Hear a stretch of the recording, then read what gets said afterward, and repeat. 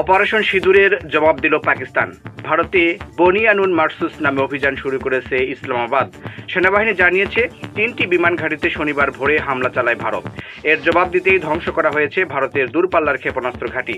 Cyber হামলায় অচল করা হয়েছে পাওয়ার গ্রিডের 70%। জবাবে পাকিস্তানের 6টি সামরিক স্থাপনা ও 2টি বিমান ঘাঁটিতে বিমান ও ক্ষেপণাস্ত্র হামলা চালানোর দাবি করেছে ভারত। চলমান উত্তেজনার মধ্যে পরমাণু অস্ত্র নিয়ন্ত্রণ কমিটির সঙ্গে আজ জরুরি বৈঠকে বসেছেন পাকিস্তানের প্রধানমন্ত্রী।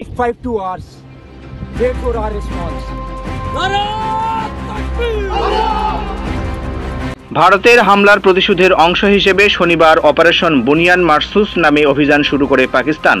এর আওতায় ধ্বংস করা হয়েছে ভারতের দূরপাল্লার ক্ষেপণাস্ত্র, ব্রহ্মসের ঘাঁটি ও উধমপুর পাঠানকোট এয়ারবেসের অপারেশন সক্ষম ক্ষমতা। পাকিস্তানের কেন্দ্রীয় মন্ত্রী আলিম খানও হামলার বিষয়টি নিশ্চিত করেছেন।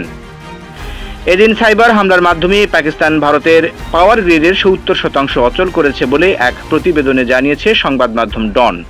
শনিবার সকালে শ্রীনগর সহ কয়েকটি স্থানে বিস্ফোরণের শব্দ শোনার কথা জানিয়েছেন স্থানীয়রা। নিয়ন্ত্রণ রেখার আশপাশের অনেক শহর ব্ল্যাক আউট করে রাখা হয়েছে। 15ই মে পর্যন্ত বাড়ানো হয়েছে উত্তর পশ্চিমাঞ্চলের 32টি বিমানবন্দরে ফ্লাইট চলাচলের স্থগিতাদেশ। এদিকে পাকিস্তানের হামলার জবাব দিয়েছে ভারতও। সকালে দেশটির পররাষ্ট্র মন্ত্রণালয়ের ব্রিফিংয়ে দাবি করা হয় পাকিস্তানের কয়েকটি সামরিক স্থাপনায় হামলা চালানো হয়েছে, আঘাত হানা হয়েছে কয়েকটি বিমান ঘাঁটিতেও। ব্রিফিংয়ে দাবি করা হয় পাকিস্তানের সেনারা সীমান্তের দিকে আরও এগিয়ে যাচ্ছে। ভারতীয় সেনারা যে কোনো পরিস্থিতির জন্য উচ্চ সতর্ক অবস্থায় আছে বলেও জানান সোফিয়া কুরশি।